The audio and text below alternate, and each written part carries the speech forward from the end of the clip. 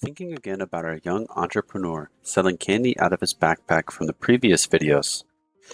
It's Monday morning again next week, and this time the problem isn't arrival. A memo goes up in the hallway. Starting next week, no food sales anywhere on campus by order of the new principal. 2 backpacks, 1 price war, 1 cold drink sideline, and none of it actually matters, because a force outside the market just rewrote the rules for both kids at once. Neither seller did anything wrong, but the environment moved. This is topic 1.3 of AP Business with Personal Finance. 2 skills by the end. Describe the 6 PESTEL factors that shape every market and apply the PESTEL framework to judge how attractive and how risky a market really is. Practice questions for this topic are in the next video. Let's get started. PESTEL is an acronym for the 6 kinds of outside forces that shape the business landscape: political, economic, social, technological, environmental, and legal. These factors decide which types of businesses are viable in a market. Viability means the ability to survive and stay successful in a market over time, and this course uses that word constantly, so learn it. The 2 kids never thought about any of this while they were undercutting each other, and that's kind of the point. Rivals live inside the market.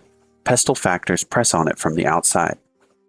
The exam expects you to identify each factor from a scenario and to reason about what it does to a business. So let's take them one at a time. P. Political. Political factors are policies and political dynamics that affect market activity.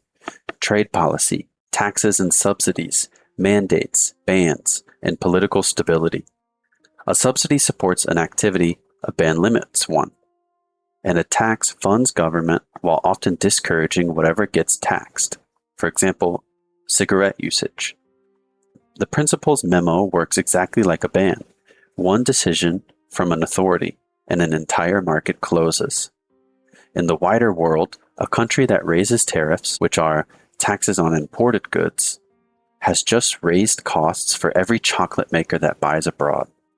A mandate works in the other direction. A rule requiring seatbelts in every new car creates a market no automaker can skip. Political stability matters most where it is missing, because businesses avoid markets where the rules might change with the next government. E. Economic. Economic factors are conditions of the economy itself. Economic stability, household income, inflation, unemployment, and interest rates. When allowance money shrinks, fewer students have $1.50 to spend, and the hallway market shrinks with it. When inflation raises the supermarket price of a bulk candy box, the seller's cost rises before he has sold a single bar.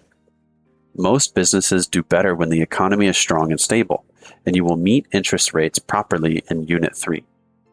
On the exam, income, inflation, unemployment, and interest rates all point to the same source: the condition of the economy itself, never to any single company's choices. S. Social. Social factors are trends in society and culture that affect consumers. Demographics, cultural norms, lifestyle trends, and population growth. If a fitness trend sweeps the school and half the buyers switch to protein bars, demand for candy fades without any rival lifting a finger. A neighborhood filling with young families changes what sells there. And a business that reads those trends early gets to the customers first. Demographics are the measurable traits of a population, like age, income bracket, and family size. And a town growing older buys differently than a town filling with students. T. Technological. Technological factors are features of a market tied to the availability of technology, internet access, automation of production, and the pace of innovation.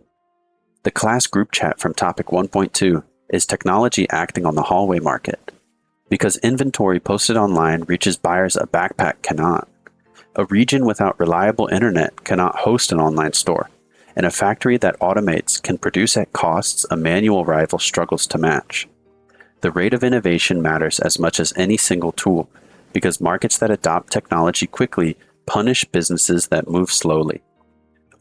Automation and artificial intelligence are this decade's version, rewriting production and customer service at the same time. E. Environmental. Environmental factors are external environmental conditions that promote or limit market activity. Geography, access to renewable and non-renewable resources, waste rules, and how customers think about the environment. The heat wave that made cold drinks valuable in Topic 1.2 was an environmental factor doing the selling. A drought that ruins a strawberry harvest raises costs for every dessert stand, and customers who care about packaging will pay for the business that listens. Geography counts here too. A landlocked region cannot host a fishing fleet, and a sunny one invites solar energy. L. Legal. Legal factors are specific laws, rules, and regulations that impact market activity. Employment laws, consumer protection laws, health and safety rules, environmental regulations, intellectual property protection, and antitrust laws. A food handling certificate requirement is a legal factor, and so is the patent from Topic 1.2 that protects a medicine. Here's the distinction the exam loves. Political factors are broad policy choices, like a tax or a ban, while legal factors are specific laws a business must comply with, like a safety code. Keep those separate and one common trap disappears. Antitrust laws, which limit monopolies and block anti-competitive behavior, connect this topic straight back to the end of 1.2. One caution before we move on. Real scenarios overlap, because a single new emissions law can carry political, environmental, and legal weight all at once. The exam asks for the best fit, and the source of the force decides it. Put the six together and they answer a blunt question. What kind of business can survive in this market at all? Political choices incentivize some activities and disincentivize others. Economic conditions set how much customers, businesses, and government can spend. And while most businesses need a strong economy, some thrive in a weak one, like discount stores when incomes fall. Social trends decide what people want to buy. Technology decides what can be produced, distributed, and communicated. Environmental conditions decide what resources are even available. Legal rules set the cost of operating and draw the line around what is allowed. A consumer-oriented business lives or dies on reading once correctly, which is why social factors sit at the center of its viability. Government spending belongs on this list as well, because public contracts and public projects are customers too. The same forces shape careers, because jobs exist where viable businesses exist. When PESTEL factors make a market attractive, businesses enter and hire. When the factors turn, the landscape changes and jobs move with it, which is why layoffs cluster in economic downturns. Choosing where to work is partly reading the same map a business reads. Now the skill the exam actually tests, using PESTEL to evaluate a market. The method is plain. Identify which factors are relevant to your product, then assess how each one affects the market's attractiveness and its risks. A business enters where the factors align with its model, its resources, and its customers. A tech company locates where high-speed internet and electricity are cheap and reliable. A farm-to-table restaurant opens where customers prioritize locally grown food. Same framework, opposite conclusions, because the factor that matters depends on the business. Watch the candy seller run it on his next market, because the hallway is closed and he is considering selling outside the weekend soccer league instead. Political, the league has no rule against food sales yet. Economic, parents at games carry cash and buy freely. Social, a captive crowd shows up every Saturday.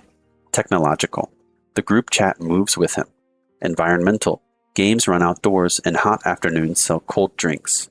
Legal, the park requires a simple vendor permit. 5 factors align, one costs him paperwork, and that is an attractive market with known risk. That reasoning, factor by factor, is exactly what a strong exam answer looks like. Name the factor, state its direction, and tie it to this specific business. Because a factor that is good news for one model is bad news for another. Cheap electricity attracts a data center, and does nothing for a tutoring service. One more layer to consider. PESTEL factors move, and when they move, they can rewrite an existing market overnight.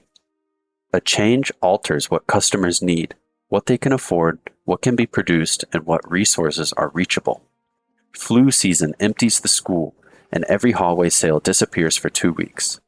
A new law, a downturn, a technology shift, each one redraws the map for businesses already operating, which is why established companies keep watching the same 6 factors that startups check before entering. The memo that opened this video was one changed factor, and it ended a market that 2 competitors had spent weeks fighting over. When a question describes a market shifting after a new law, a downturn, or a technology jump, it is testing whether you can name which factor moved and what it did to viability. That's topic 1.3. 6 outside forces: political, economic, social, technological, environmental, and legal decide which businesses are viable, and the framework turns them into a checklist for judging any market's attractiveness and risk. But did you notice what the candy seller did at that soccer field? He spotted a new problem worth solving and moved toward it. Where do business ideas actually come from? And how does anyone know an idea is worth the risk before betting real money on it? That's topic 1.4, how business ideas originate. The 1.3 practice video is linked on screen. See you next time.